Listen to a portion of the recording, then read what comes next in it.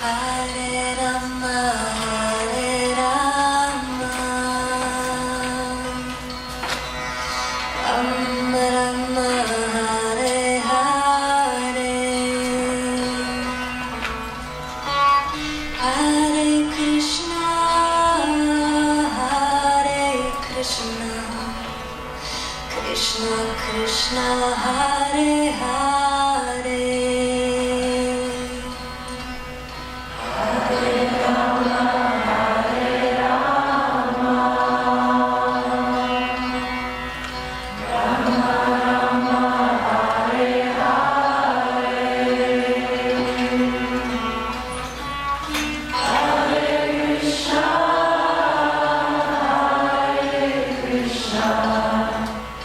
Krishna Krishna, Hare Hare, Hare Rama, Hare Rama, Rama Rama, Hare Hare,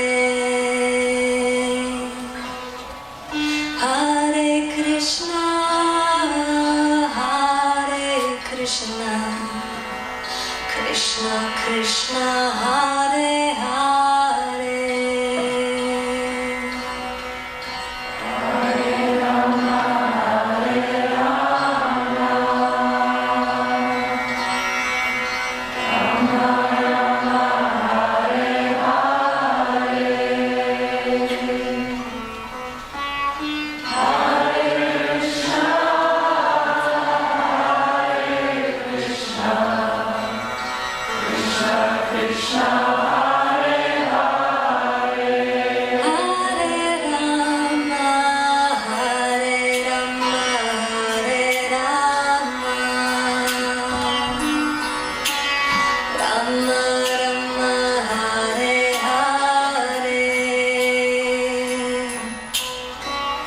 Hare Krishna, Hare Krishna, Krishna Krishna, Hare Hare, Hare Rama, Hare Rama, Hare Rama, Hare Hare, Hare Krishna, Hare Krishna, Krishna Krishna, Hare Hare.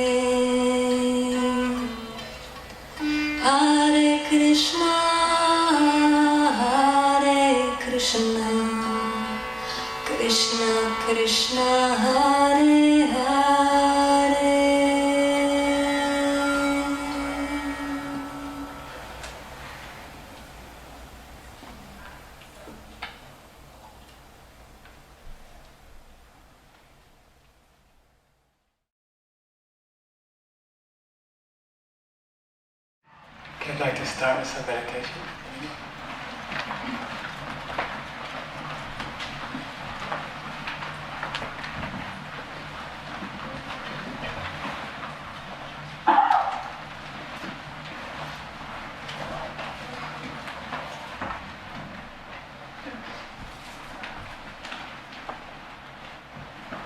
Make your face soft.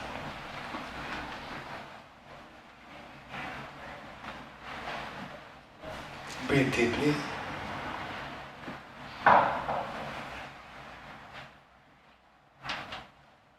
Be very, very quiet. Don't move.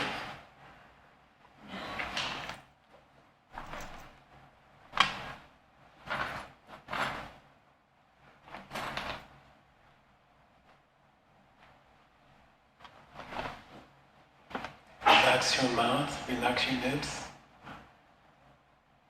Very quiet. Don't move.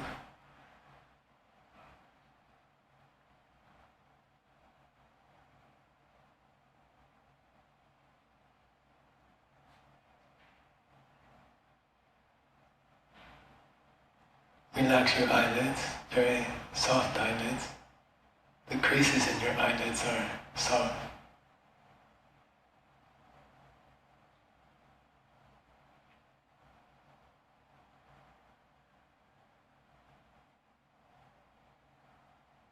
Your tummy is pulled in a little bit to loosen your back.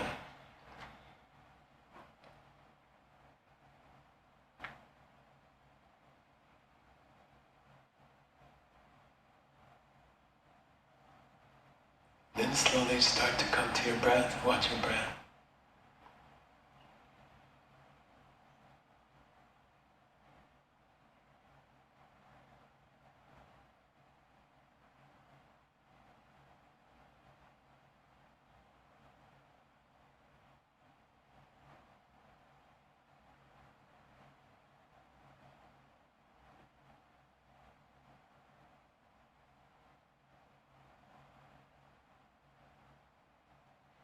Let the mind rub up against the breath. Keep the mind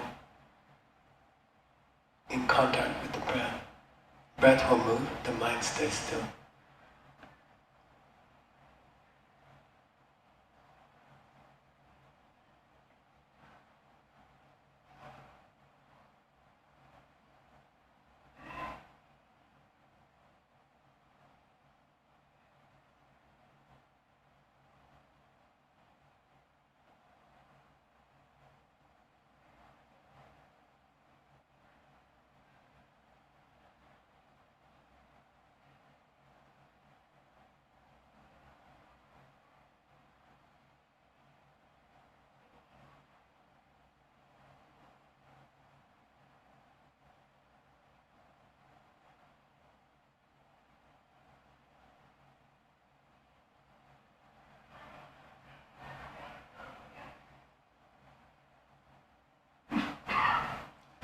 watch your thoughts. Take a piece of your mind.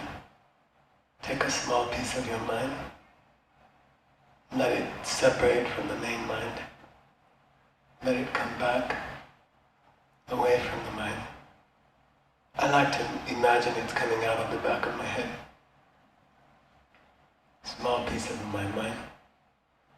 And now it's going to watch my main mind think its thoughts. So it's like watching a conversation.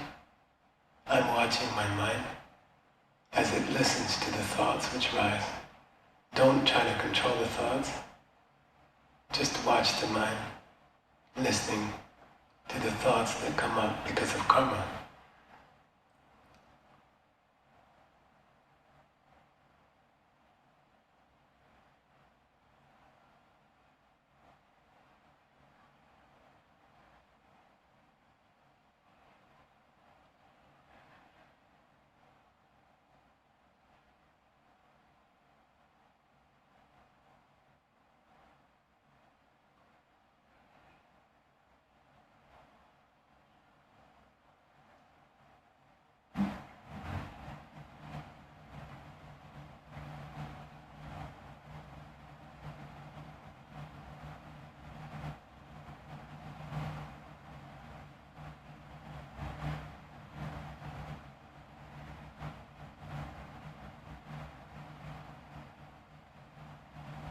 Now please see how many of the thoughts are about the future. How many thoughts are about tonight or tomorrow or next week.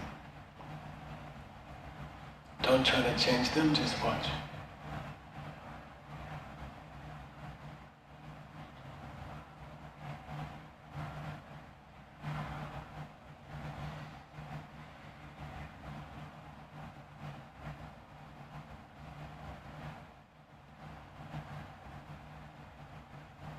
How many thoughts are about the past? What happened last week, last month, last year? Don't try to change them, just listen, watch.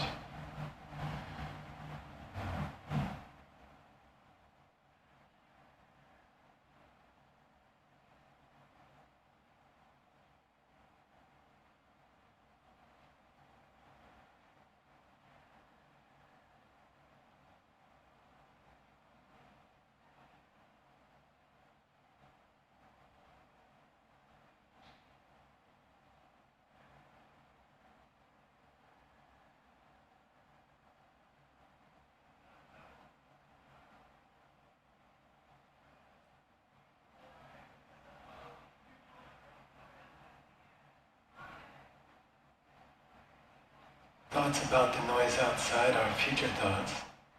Your mind is planning to go there. Listen. Bring it back.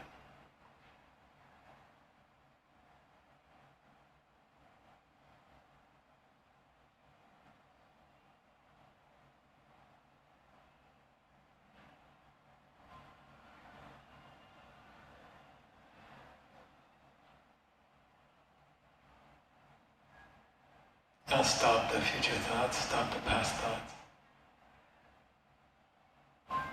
If you have a thought about the past, if you have a thought about the future, stop it and bring the mind to this place, these people.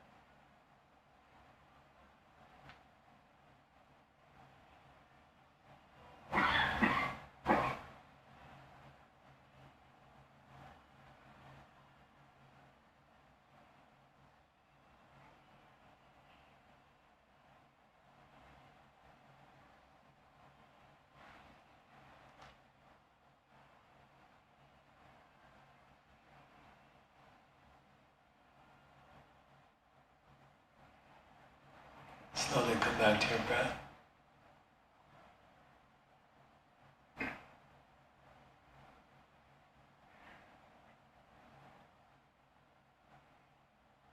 And when you're ready, you can open your eyes. You can stretch your arms if you like. Watch your neighbor.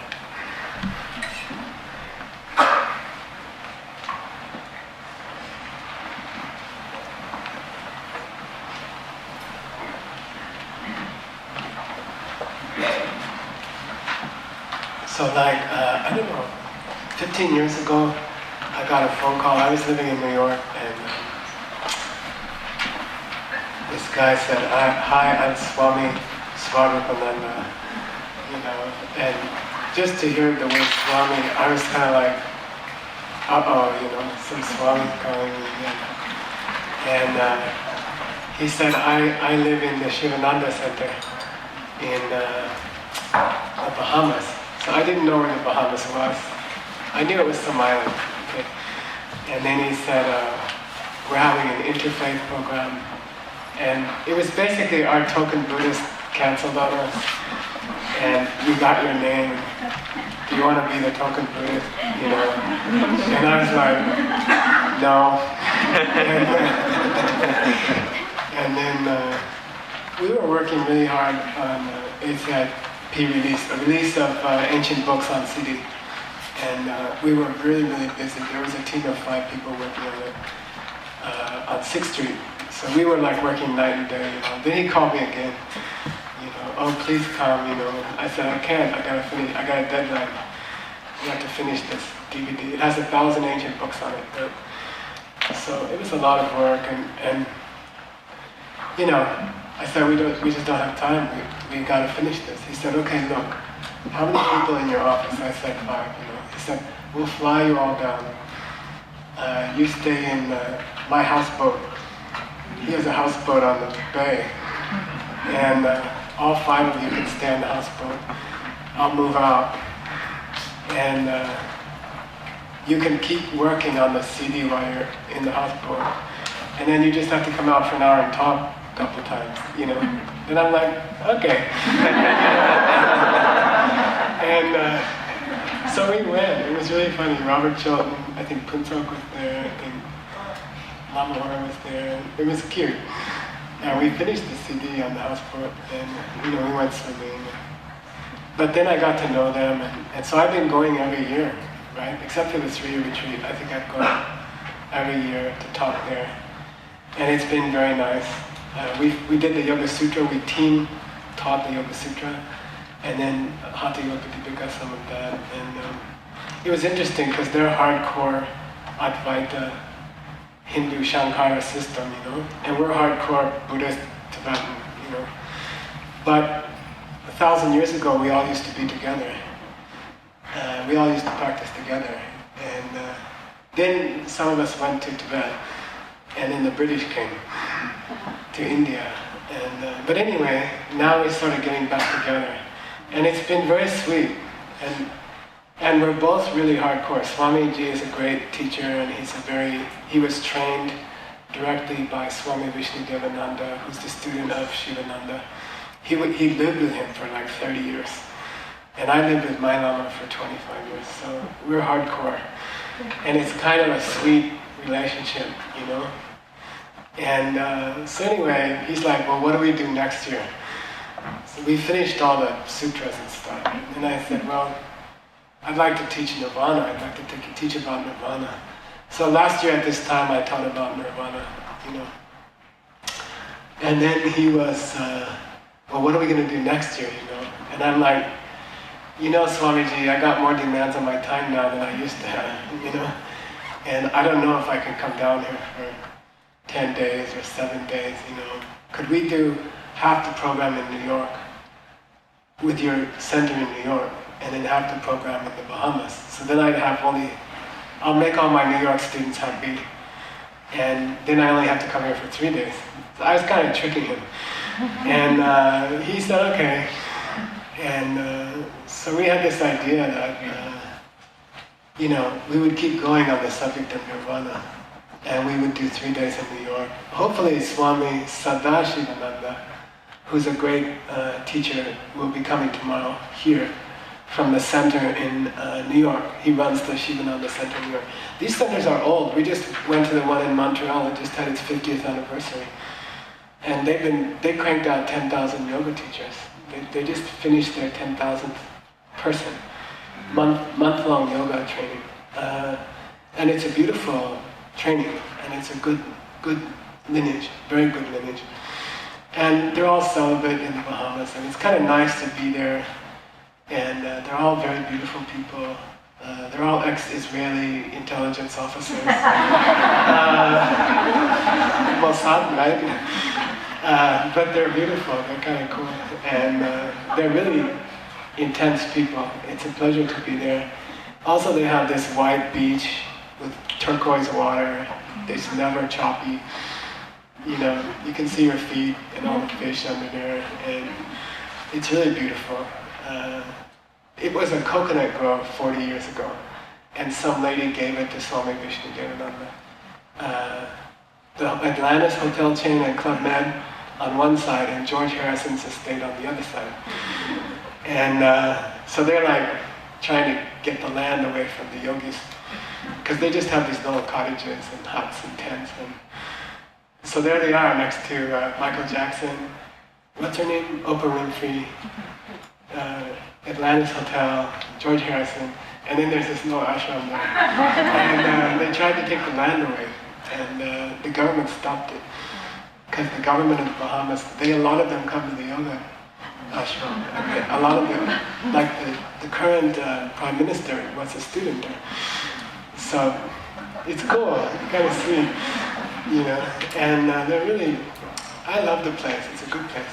They have good yoga programs, and they're especially good at kriyas, you know, like throwing up on the beach and stuff. And, I heard there were tourists walking down from Atlantis past 30 people throwing up on the beach. They're like, oh, the food's not very good at the ashram. And let's see, Gajasana, I think you call it Gajasana. It's a practice, okay? We're not going to do it. So anyway, they all agreed, the two swamis will teach, you know, we will hear the two swamis, and so I'll teach down there also. So the idea is tonight, Wednesday, Thursday night here in New York, and then we go down on Friday, we fly down on Friday, then I'll start Friday night teaching, and then we'll do Friday, Saturday, Sunday, come back Monday morning, stuff like that, okay? The cottages there are booked out. I believe there's some tent space left, right? Talk to Sakura. You want to raise your hand? So she's in charge of the Bahamas segment. You can still get into a tent. The tents are comfortable, they're nice. It's on a perfect white beach. There'll probably be a hurricane, I don't know. But it's not just our program. They have a teacher training running at the same time. Two teacher trainings running. So anyway, they're pretty heavy booked. It's good, great yoga. We'll do yoga today. We'll do yoga every day together, and meditation. And they do all this chanting. We stole most of our chants from them, but we do them better. And then you would like it. And the idea is, me and Swami, the two Swamis, we thought we would like to work on. Nirvana is defined in the Tibetan tradition as a Ninduk means your negative emotions, like jealousy, anger, judging other people, addictions. These are called Ninduk. Malupa means all of them. Pangba means to get rid of them. Okay? Sosotango means you are able to get rid of them because you saw the true nature of reality. Okay? According to the Buddhist idea, you can't get rid of a negative emotion without seeing ultimate reality directly. It's not possible. You can suppress it. You can suppress your anger. You can suppress your jealousy. You can manage your addictions. But you can't get rid of them permanently unless you understand reality. Okay? And I think the Yoga Sutra would say the same thing. You know, Yoga's Chitta Vritti Nirodha. Yoga means stopping your misunderstanding of reality. And then the Yoga Sutra also gives the big kleshas in their tradition, Raga, Dvesha, like that, avidya, asmita. You can. So in both traditions, we believe that there are negative emotions. Those are called klesha in Sanskrit. Okay, they're called klesha. The klesha has the word klish is the root, and it has a cognate in English which is holly, which means prickly. And klesha means an emotion which bothers you.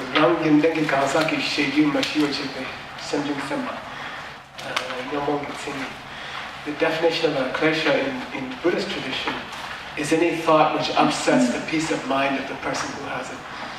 Okay? So Nirvana is to stop those thoughts forever. Okay? Your husband would be incapable of upsetting you. Okay? If you reach Nirvana, your husband would not be capable of upsetting you, no matter how hard he tried. He couldn't get you upset. All right? That's Nirvana. Okay? It's not the same as enlightenment. Okay? Nirvana happens long before enlightenment. Nirvana is when you can shut down your negative emotions forever because you understand reality. And then Buddhahood comes much later. Enlightenment comes much later. Enlightenment includes the capacity to see all things in the universe in all times. And Nirvana happens a lot longer before that. We're just shooting for Nirvana this week. Okay? We'll get to enlightenment at some later time. Okay? So the way of this thing about dealing with your negativities, the emotions that bother you are klesha, right? Bother.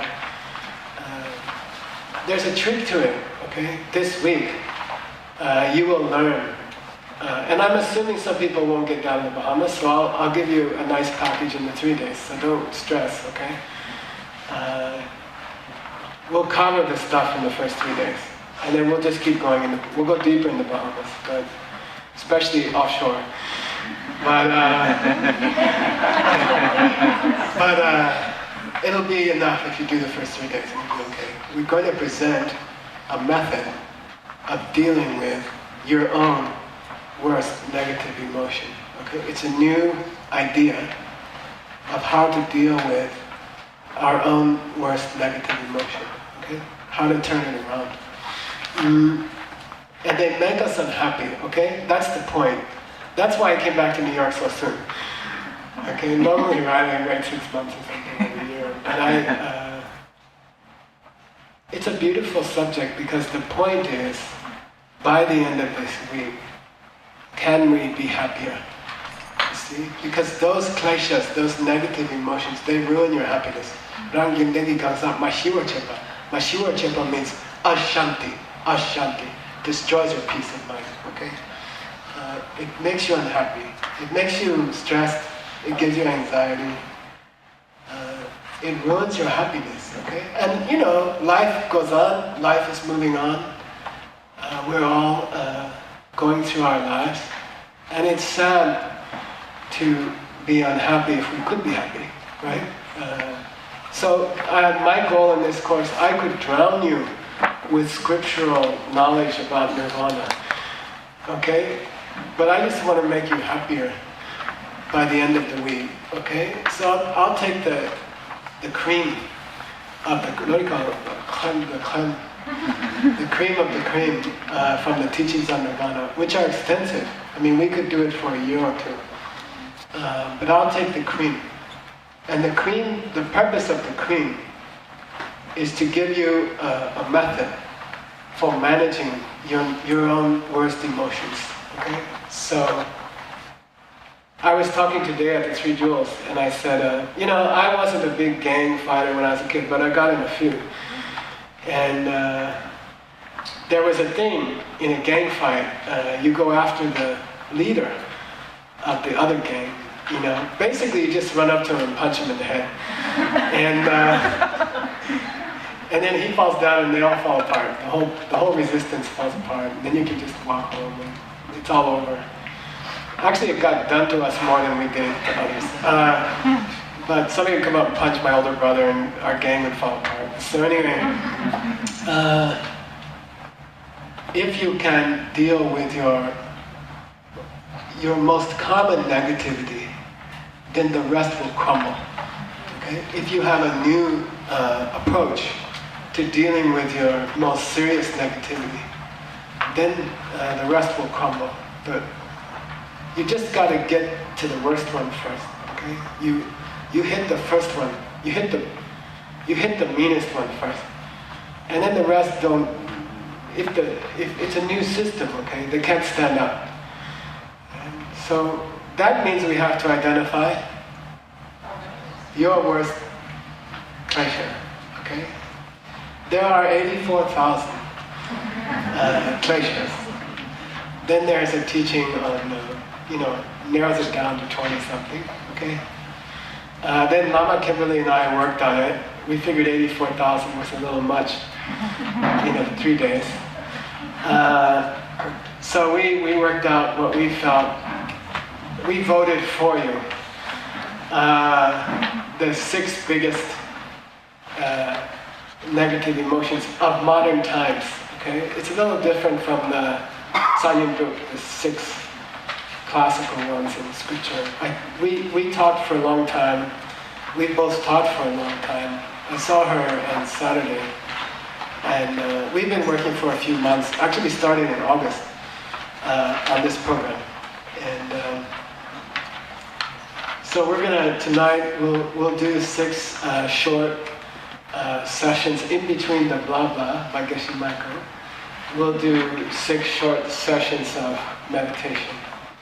And it's sort of an introspection. So I'll propose a candidate for your worst negativity.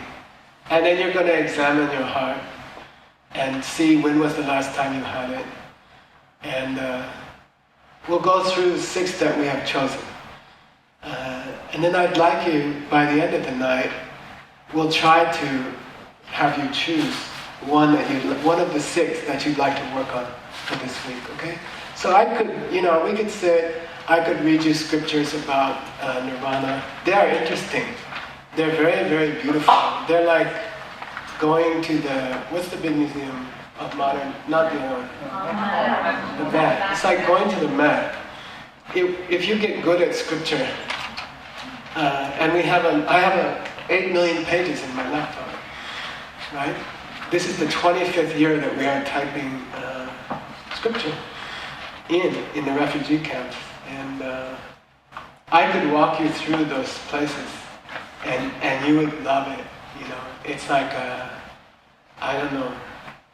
They're like classic pieces of art. They are beautiful to just like going to the Louvre or something, and you can just stand in one room and see Rodin the whole day, and not go to another room. You can go back for many days, right? We can do that. But it won't help I'm afraid it won't be applied to ourselves, So I'm gonna stop. I'll give you the best paintings there are about Nirvana. Maybe we'll have to do more, okay, someday. There's more. There's like hundreds and hundreds of beautiful pages about Nirvana. But then I think we should try to look inside and see which klesha is making you unhappy right now in your life, okay? If you could remove the gang leader klesha in your heart, you'd be twice as happy tomorrow, okay? And isn't that why we're here, right? That's the whole point of being here. So I'm trying to, we worked really hard with both the Swamijis and Lama Kimberly and Nicole and everybody. What we want is that by the end of the week, you've made some progress, and I've made some progress on our worst klesha, our worst negativity, and maybe turn it around. You see, each negativity has a corresponding positive thing, right? It's interesting that whatever negativity you have, if you can work on it, it will become a strength. Your worst weakness will become your greatest strength. That's the nature of kleshas. Okay? Is this going? It's set to, I'm really sorry about the heat. Hang in there. I guess it kicks in around 10. I don't like it. I like to freeze the audience because they pay attention. But anyway. your biggest weakness can become your greatest strength. For example, Hector introduced me last time I was here, last year at the school. He said the first Western Geshe. I wasn't the first Western Geshe. There was another one. His name is George Dreyfus. He's from Switzerland. Okay, so people always introduce me as the first American Geshe, but I'm not the first Western Geshe. There was another one before me. And he stayed a lot in my monastery in Serra. He stayed in the wrong part of Serra, said Jay, but it's okay. And then I would go out and roar in the debates, and then I'd come home and sit and drink tea with my teachers, and they'd say, "You're amazing. You're almost as good as George." Who is this George? Who is this George guy? And then they'd say, "Oh, you can't touch him. You just gotta hope you never get into a debate with him." And I hated him. Long distance. I never went to his. It takes like 20 minutes to walk across our monastery, and I never went to his part. And then I don't know. We were having a class one day, and they were talking about jealousy. And then you have this light come on in your head. Hopefully, you'll have a light come on in your head this week. Then I'm like, ding. I'm jealous. Like it's a big revelation, right? People, if you ask a person their worst emotion, they will admit their second worst. And they're blind to the worst. It's very interesting. Okay? Then one day, I don't know what happened. Probably somebody hit me on the head with a cupcake. But I was like, dang, I'm jealous of him. I don't like him. And there's no reason, I've never met him. So I said, I'm going to go meet George. And I got together some Tibetan sweets and, some scarves. You're supposed to take a scarf. And, I went and knocked on his door, and he's like, "Oh, you're Michael, and I'm like, "Yes." And he said, "I heard about you, come in." And then, I sat down, and there's this tense 3 minutes when I'm like checking him out.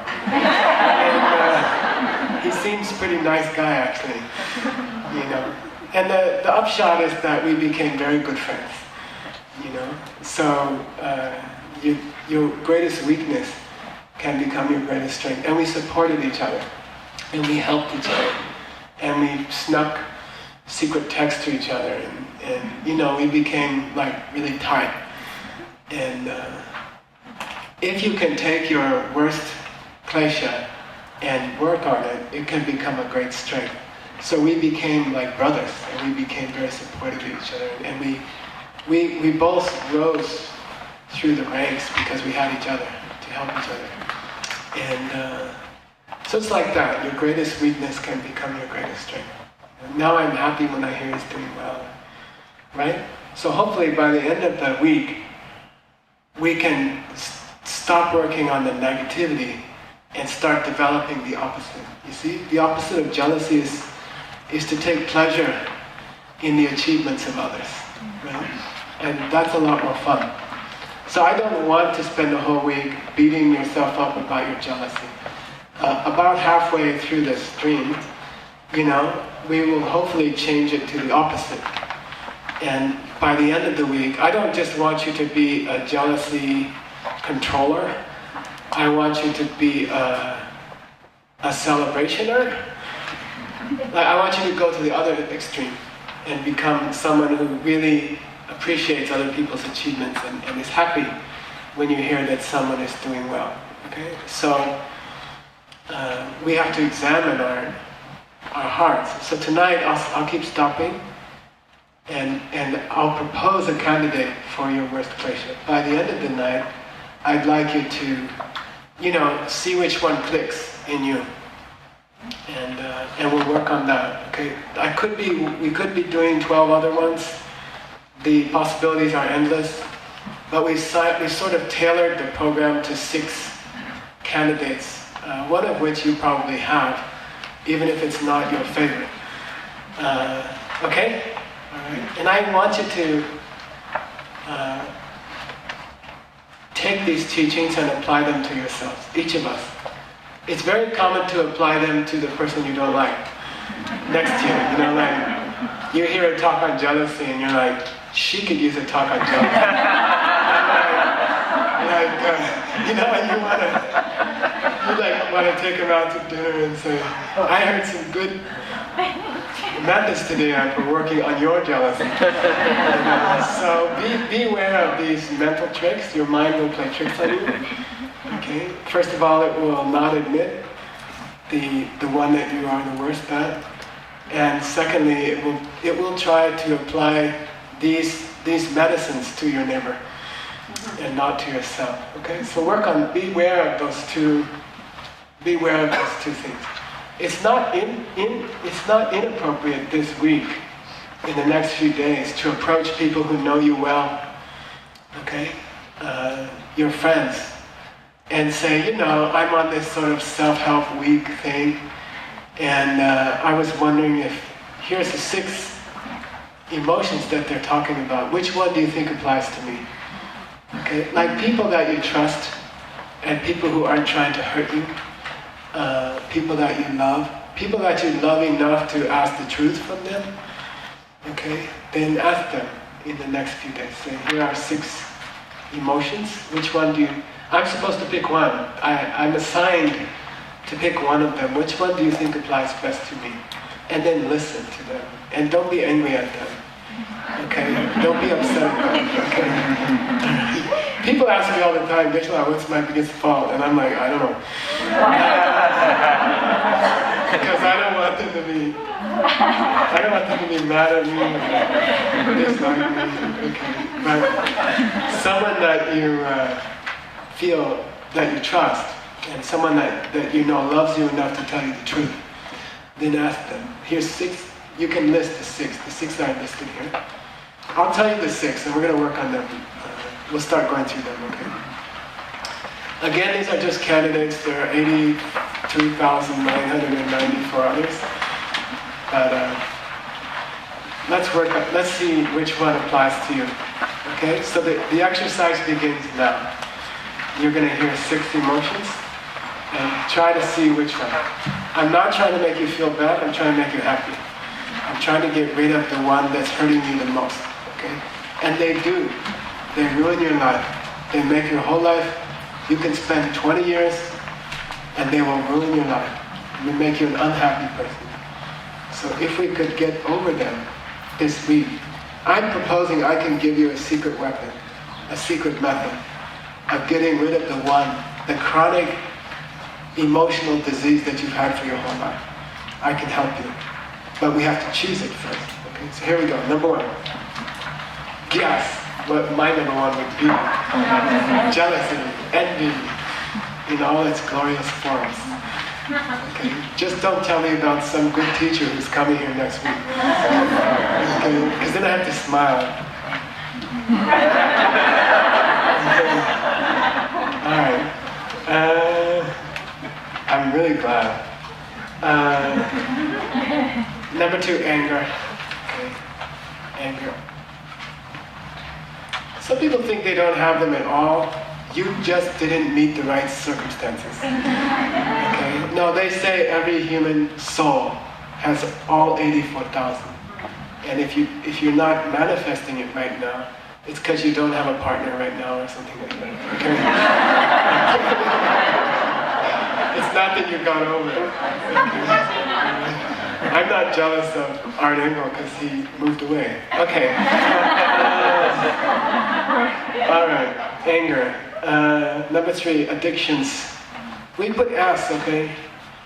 Addictions to like alcohol, drugs, food, sex, talking, email. Okay, compulsive behavior of some kind. You can't stop yourself from doing it, and it's not good for you that you keep doing it. Emailing on the internet over an hour and a half is not good for almost anybody. Can you stop when you want? See? Or can't you? Can you stop eating when you're full? Or can't you? You see? Do you take a glass of wine and do you have to have a second glass of wine the next day, and has it become a habit that you can't stop? Okay? Compulsions, addiction, okay? Number 4, busyness. Okay? Trying to do too many things.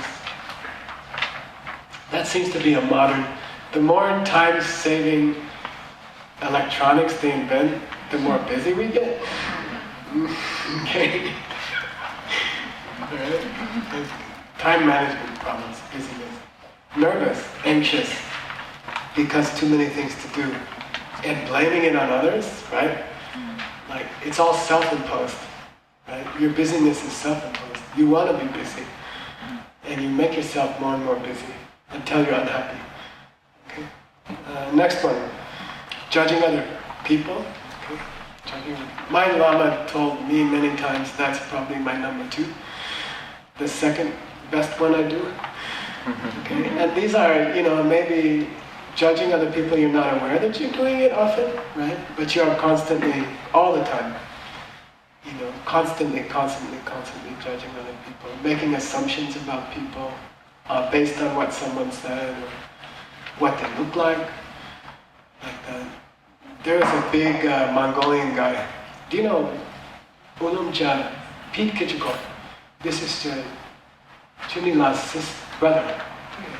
So, he's sitting with big Mongolian guy. He used to come over to the temple in New Jersey every night to eat momos. We had to make 35 extra. And he would just eat them. And they take a long time to make. These are dumplings. And he would just polish them off. So one time my stepmother came to visit me. And she's sitting at the table and she's trying to make conversation with Ulumja, And he's like, well, Ulumja, what do you do? And what do you do for a job? Well, I work. And then I'm like giving her signs, don't even try, he just eats. And then she says, well, I'm going to New York tomorrow to hear the opera. And he's like, opera? And she's like, yeah, opera. And he says, oh, you got to see the Puccini. I was there last week, I have season tickets. I go 3 times a week, And the Italian one, the lead guy, he's, oh, unbelievable, you got to hear this guy. I'll take you, I know the guy. And we're all like, And then they had this 2-hour conversation about opera and, French opera and stuff. And I'm like, and you judge people, right? We judge people. We make up stories about people. And then we force them into that story. So I think judging other people is a very common one. Last one, procrastination, laziness, putting things off, not doing what you know you should be doing. For me, it's in the form of misprioritizing things, Like, I do have to eat dessert sometime today, but somehow it gets done before the homework for tomorrow night, Nicole. We'll talk about that later.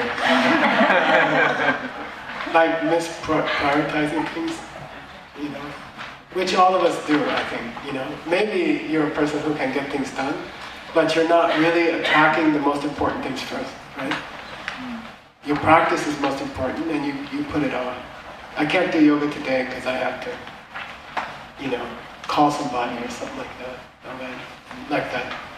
So these are the 6. Do we have 6? Yeah. Okay, I'm going to stop there. Okay, and we're going to do a short meditation, and we'll do this 6 times tonight.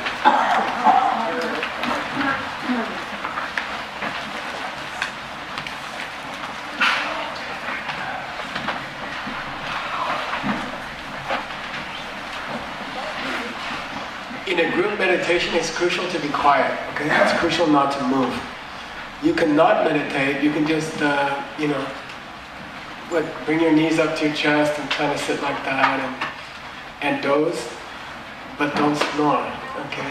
I mean, in group meditation, you can really hurt someone else by moving, okay? Okay? So if you can't do it for yourself, do it for the other people in the room. Okay? Try again. Get all your coughing out now. You can control coughing pretty well if you focus on the tickle when it comes. Okay? And then suddenly it's time to end the meditation and you didn't cough yet. Then you can cough. Here we go.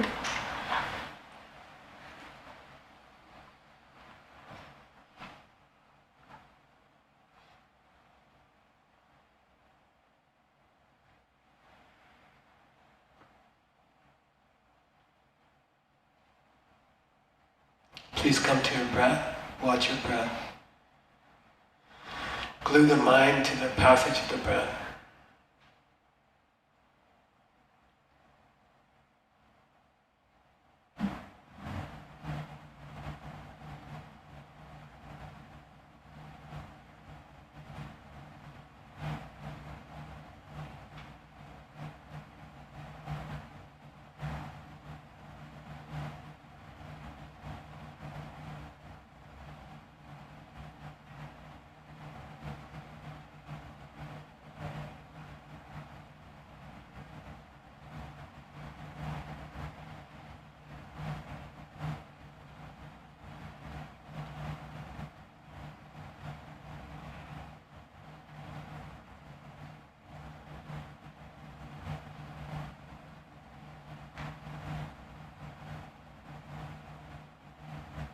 And I'd like you to think of the one person in the world that you are most jealous of.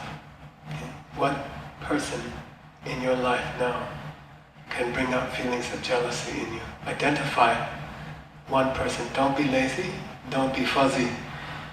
Choose a person. If you're not a jealous type, choose the person you're most likely to be jealous about, but please come up with one person's name.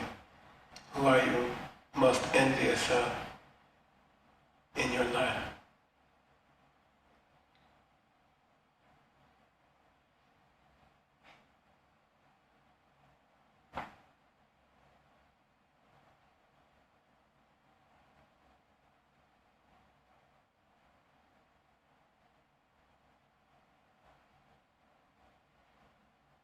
Pick a few candidates, but narrow it down, narrow the field down to the worst.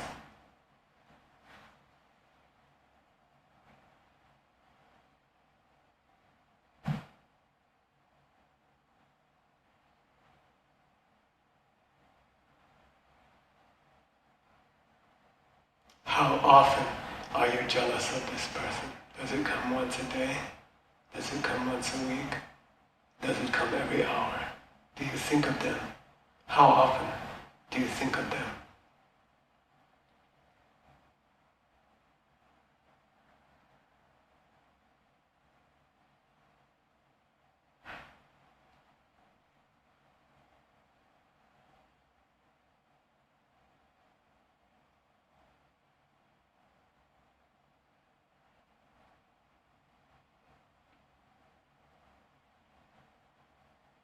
What is it exactly about them that they're jealous, that you're jealous of? What is it that they have that you're unhappy that they have?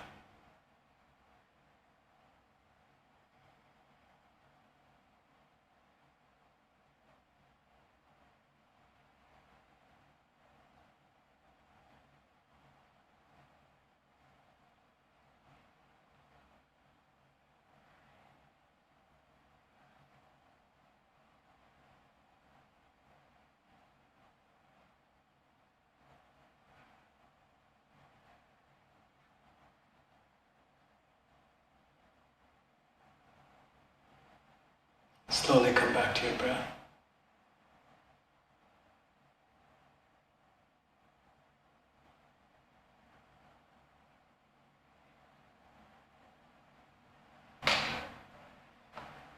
And you can slowly open your eyes. You can stretch if you want.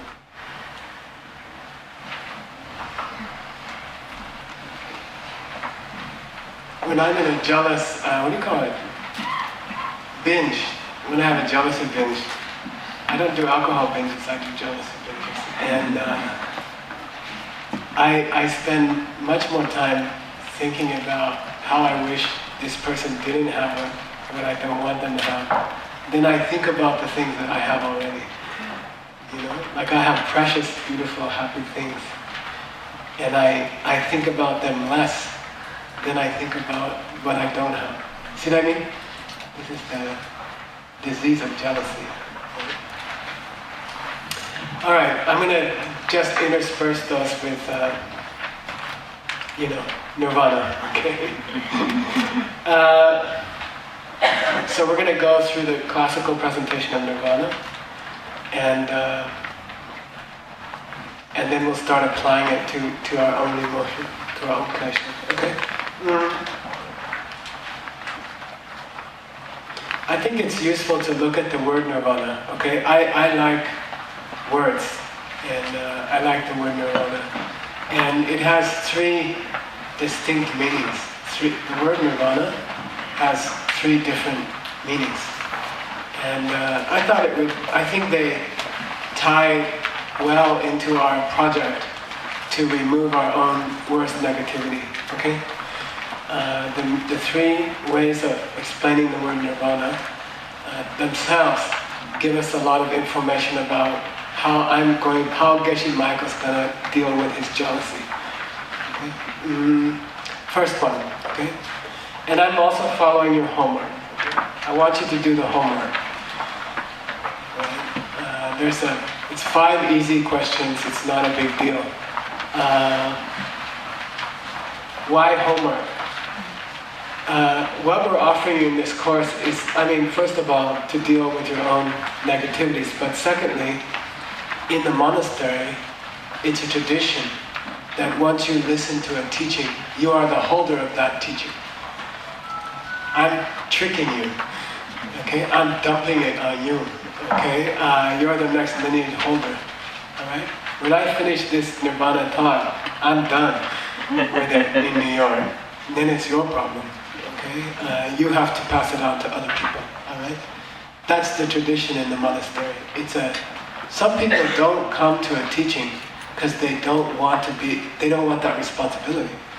They're aware that it's a heavy responsibility, okay? This teaching on Nirvana has been passed on for 75 generations, 2,500 years.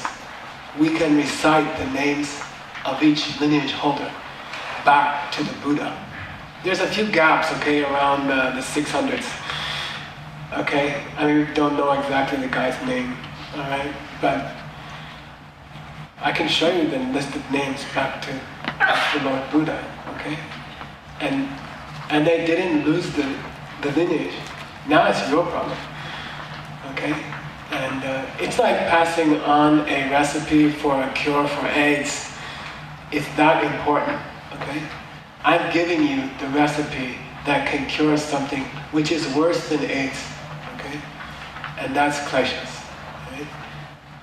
And if you mess around with the recipe or you don't get it straight, it's like making a good cocktail. You know, I don't know, but I'm sure there are masters of it in the world, and it takes a certain amount of this and a certain amount of this, and maybe you have to add elderflower liqueur try to find that as the final touch, that makes it just right. And then you have to listen carefully when they tell you the recipe, and you have to follow the instructions carefully. Nirvana's like that, okay? So I'm going to give you detailed instructions on Nirvana, and you have good, authentic reading, okay? But the homework kind of forces you to see that you got the important points, okay? There's 5 questions on the homework. Those are the points I don't want you to screw up. Okay? You miss one of those, then the thing is gonna taste terrible. Or give somebody a headache or something like that. Okay? So you have to, at least those 5 points you have to get straight. And then you're okay. Then you'll be a good lineage holder. And I want you to hold the lineage. And I want you to pass it on. So for me, you coming here is a statement that you are willing to take on that responsibility. It's a serious responsibility. Hasn't been broken in 2,500 years, 25 centuries. Don't be the schmuck who screws it up. Okay? Like, get it right. Okay? Agree? Mazal? Okay. We were at the Three Jewels today. It's a beautiful place to teach, okay? And I encourage all of you should teach, okay? And it's such a nice place to break in to teaching. Like, you're kind of shy, and you don't really know any place that you could teach, and you never taught a group of people. Go to the Three Jewels. Where's Nancy Karen? Is she here? She's over there. Can you stand up? She's the director of the Three Jewels. Michael Wick in the back. Can you stand up?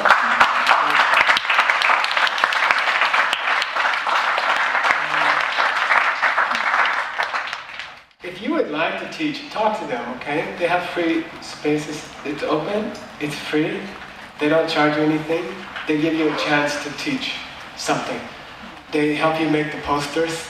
They help you send out the announcements. You know, we have a class at Diamond Mountain University about how to make a sexy poster about a talk. You see what I mean? Not too many words, not too few. You know, like that. Find a good image off of Google, make sure it's not copyrighted. Stuff like that, you know? And I encourage you to approach the Three Jewels, okay? If you're not teaching now, think about teaching, okay? It could be anything. Anything you think is useful for people, you know? We have classes in French cooking. We have, you know, how to not be jealous when you're French cooking. And then, now we have all kinds of cool. Every time we have a program in Phoenix, we have a class on solar energy. And we have different experts come and teach solar energy. And then we have, the last program 2 weekends ago, we had a prison training. We had a 2-hour training to work in prisons and teach in prisons. And, you know, we have a great program there, so think about it, okay? Come up with some cool thing that you want to share with people and talk to them. And it's free, and just go. You know, you might get the 6 a.m. slot on Wednesdays, but that's okay.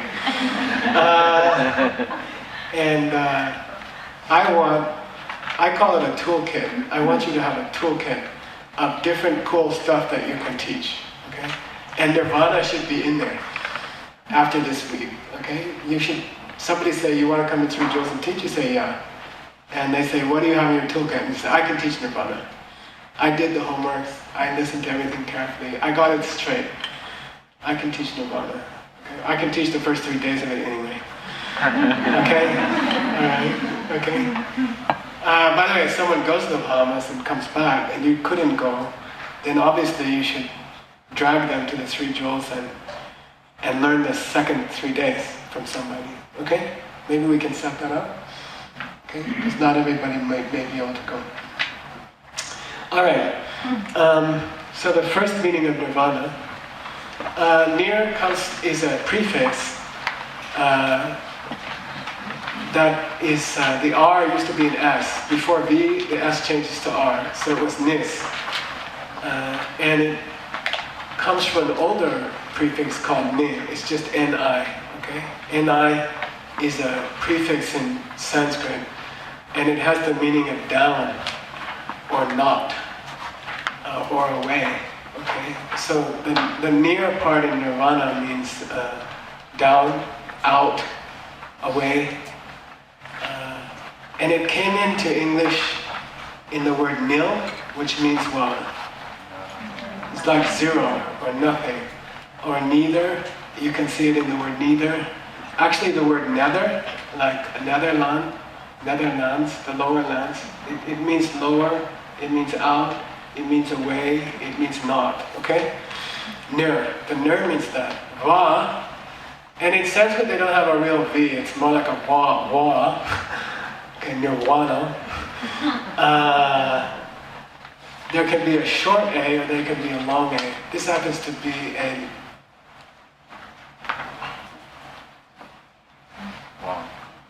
long A, okay, va, and that means to blow, okay. Long va means to blow, okay. So, and ana, A-N-A, is a suffix in ending that means the one who does that thing, okay. like a comedian does comedy, mathematician does mathematics, okay? It came into English also, okay? So Nirvana means the one who blows out a fire or a candle, okay? What's the fire? Geshe Michael's jealousy. Okay, alright? One of those 6 is the fire, and it's a real fire. It makes you unhappy, it ruins your life. It makes you spend your days unhappy. It ruins your time, it spoils your party. Life should be like a party and your pleasures spoil it all day long, you know. If you didn't have them, you wouldn't miss them. They don't do anything useful, okay? They just make your day less joyful than it could have been. And they do that for year after year, okay? So Nirvana means blow out those things, extinguish them. And the idea is permanently, okay? It's not true that Buddhism denies permanency, okay? It's not true that everything is impermanent. If you can reach Nirvana, it's permanent. They never come back. You can't have them again, okay? There's a method, which is why we're here. And by the end of Thursday night, you will have that method. Whether you apply it to yourself is another thing, right? But I will give you a method by which you can blow out your worst negativity forever. It won't come back, okay? There are ways to reduce the negativity or to suppress it. Meditation is one of them, okay? Peaceful meditations and a good yoga class, okay? They make you feel better for a while. You know, you can go into a good yoga class. I had one this afternoon, right? We had a nice one at the 3 Jewels, and you can go in feeling cranky or upset, and you sweat and you work hard, or you can do a nice long meditation and you breathe well, and you get calm, right? And that will suppress negative emotions for a while. Then you get in your car, move into traffic. 3 really, I almost used a bad word. 3 irritating people cut you off, and then suddenly the effects of the yoga are gone. Or you're at work and you've got your employees acting up, and suddenly all the meditation dissolves and you get angry, okay, irritated. These are temporary methods. I'm going to teach you an ultimate one, okay, that doesn't suppress it, it removes it, and it can't come back, okay? And it's difficult to imagine what your life would be without your kleshas. It's difficult to imagine what life would be if you could not get upset, or you could not get jealous, or you could not get angry, or you had no addictions at all, okay? It's hard to imagine. But I think you'll get a taste of it by the end of this week, okay? And then you get addicted to that, okay? You get addicted to not having addictions. And it's sweet, and you feel happy, and you feel lighter. And suddenly life is much more bright and happy and more sunny. Everything is magical and fresh, and you just feel like engaged and happy and joyful all the time. And try to imagine what it's like not to have any kleshas, to blow them out, okay? That's the proposal. We are not treating them, we are destroying them, okay? In fact, there's a Tibetan word for a person who reached Nirvana is arhat. Arhat means someone who destroyed the enemy. Hat means han. Hat comes from han. Like han is related to hin, as in hinsa. No hurting, right? It came into English as, han came into English as gun. H's become G's in English. The word gun comes from hat. Arhat. Ar means enemy in Sanskrit. Arhat means person who destroyed the enemy. That's someone, I translate as foe destroyer sometimes, like enemy destroyer. A person who has reached Nirvana is called an arhat. Arhan. They have killed the enemy. not suppressed it by a good yoga class or a good meditation, because it will come back. Okay? They have destroyed it. They're not capable of getting upset at work anymore. Okay, like that. Very beautiful. Our heart. We want to be our heart. Okay. All right. That's the first meaning of nirvana. Now I'll give you another one. Oh, by the way, the va part came into English as fan or ventilation, okay, or wind, meaning to blow. Okay, so blow out, nirvana. There's another meaning. There's another interpretation of nirvana that Lord Buddha once talked about. There's a beautiful sutra called the Sutra of the Great Nirvana. Somebody should translate it someday. I don't think it's been translated. It's unbelievable. It's psychedelic. It's like a Jimi Hendrix song or something. It's really good and really intense, really beautiful. And in that Sutra of the Great Nirvana, he gives a lot of these explanations. One is, there's another root, Sanskrit root va, which means to weave a web, a spider web, or a carpet, or an illusion. Va, to weave. A lot of times English cognates or related English words are created by the duplication of the root. Okay, so va, for something that you do habitually, like weaving, is what do you call it? Repetitive. So they duplicate the root, so it becomes va, and then a's become e's in English, so it's weave. The word weave comes from va, meaning to weave. Okay? Near weave means to break the weaving, to destroy the weaving, to destroy the illusion. Okay? So you can read nirvana as destroying the web which you have woven around you. Yogaschitta Vritti Nirodha, right? You can destroy the illusion, the web of illusion that you have created around you. Okay? That's a beautiful interpretation because it tells you how to get to the first meaning of nirvana. Okay? First meaning is blow out your anger forever.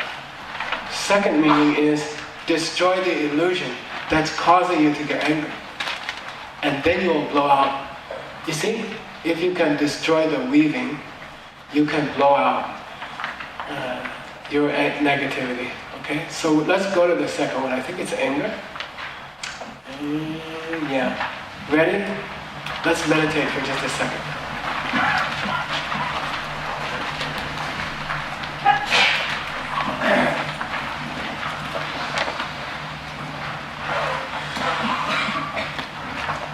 But do all your, what do you call it?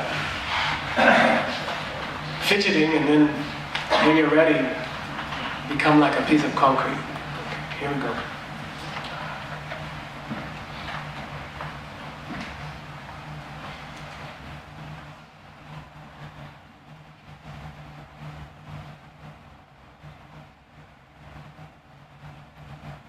Please come to your breath.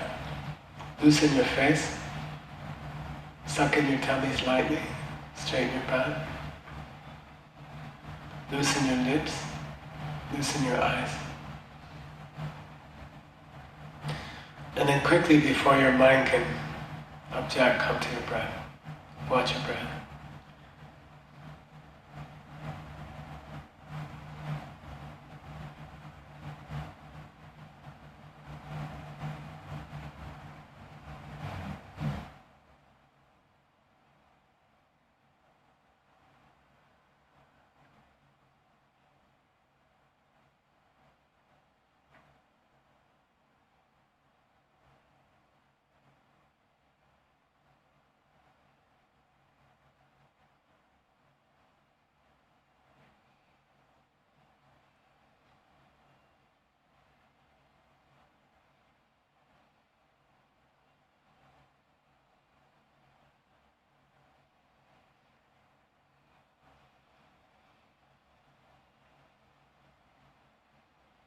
Bring to mind the person in your life who most has the capacity to upset you.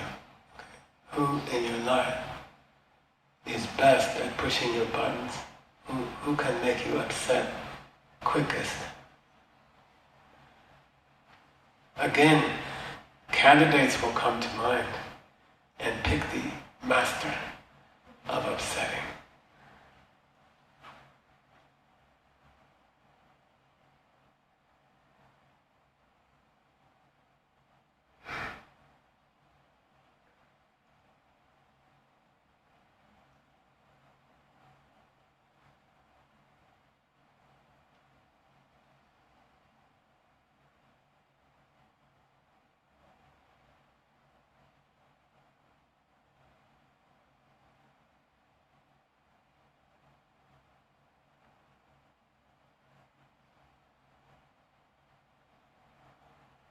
Let your mind roll over the people in your life and select the ones who upset you.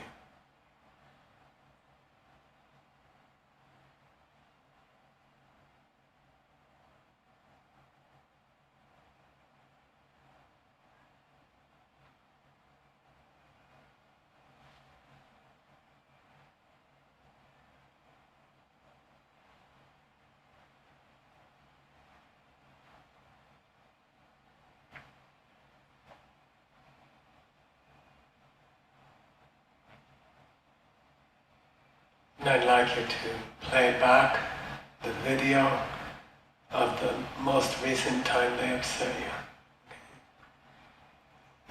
What exactly happened? Where were you? What did they do that made you upset? Don't get upset again, okay? You're meditating.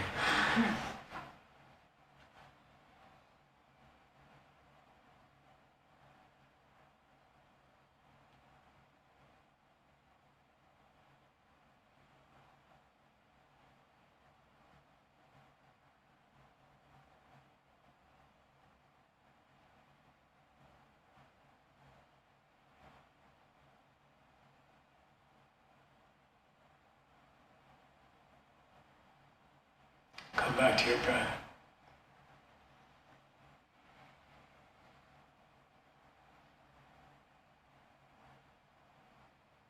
Open your eyes. Stretch if you want to. Okay.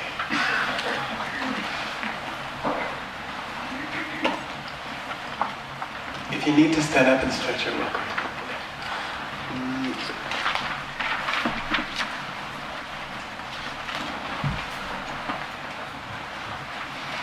And we'll just do a few more minutes and then we'll take a break.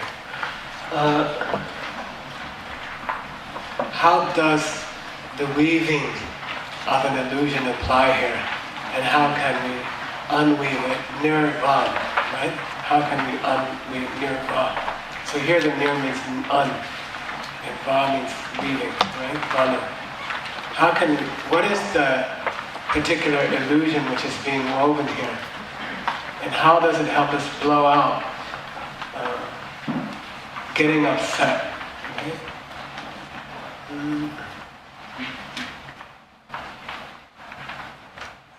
And I don't know, in my case, somebody was supposed to do something and they didn't do it, okay? So I felt that the person had committed to do something and then they let me down, okay? Then in this system, that perception is coming from me, right? That person is coming from, what they did is coming from a seed in my mind. As a karmic seed exists in my mind, and as it opens, I hear the words from someone that they didn't do what they were supposed to do, okay? And I'm not going to go into the pen thing because it's too late in the day. Too many people will fall asleep. Maybe tomorrow, okay? We can explain karmic seeds and we will, okay? Right now, let's not go deeper into it. There's a seed in my mind.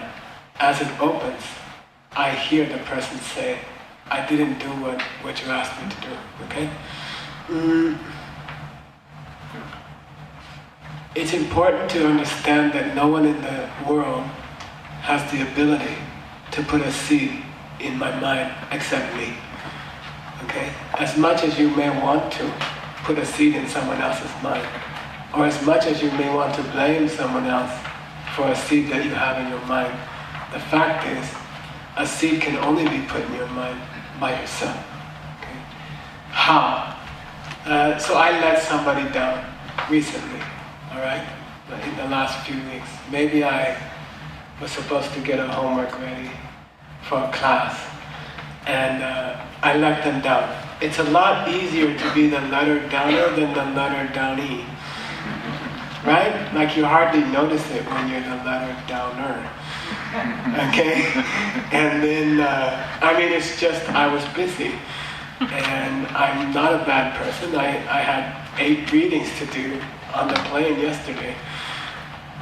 3 for Bahamas, 2 for New York, 1 for 3 Jewels, 1 for Princeton, 1 for Moscow, 1 for Zurich, and 1 for Hamburg.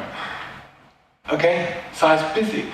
It's not like I'm a schwacker, and it's okay that I didn't get it done. Okay? The person who let you down thought the same thing. They were also busy, and they also had many other things to do. Okay? And they are coming from you. They reflect your own thinking perfectly because they are coming from you. Okay? So this person who couldn't do what you asked them to do, the person who let you down, they are coming from a seed in your mind that you planted a week ago when you let someone else down. Okay? So you can't blame this person, right? They're not the guilty party. Who's the guilty party? You are. Alright? I'm giving you there's an illusion that they are the guilty party because there's an illusion of free will in their behavior. Okay? You think if they had chosen differently, they could have done what you asked them to do and not something else that they did. Right? You assume that. You think they could have done what I asked them to do, but they didn't. They did something else. They made a decision to do something else. They could have decided to do what I wanted them to do. Right? That's false. Okay? That's false. They didn't have a choice. Okay? From your perception, they must do whatever seeds you have in your mind force them to do. Okay? It's interesting. Alright? You don't have a choice. They didn't have a choice. Forget the thinking that they had a choice. If you grasp that they had no choice but to do what they did because of your own seeds and your own past actions, you can't be upset. Okay? It's not possible to be upset. We are never upset at ourselves. We only get upset at other people. I'm not upset that I didn't finish the homework for tomorrow. I'm fine with it. But I get upset when somebody else doesn't do what they promised me. Okay? Like that, right? So, unweaving the illusion that they had a choice. They didn't have a choice. It's not their fault. It's your fault. Okay? Unweave that illusion that it's their fault. It's not their fault. That's Nirvana, which leads to Nirvana. Got it? Blowing out, getting upset. You can't get upset at someone else if it's your fault. Right? In theory, the first time you hear that should be enough. In practice, I can't say how long it takes because I haven't seen you. I've been doing it for 30, 40 years. Maybe you'll be a little faster. Okay? But that's the illusion. You break that illusion. Nirvana, and you get to Nirvana, and you don't get upset anymore. Okay? Alright, we're going to take a break. Please come back at, let's say 10, right? What time is it?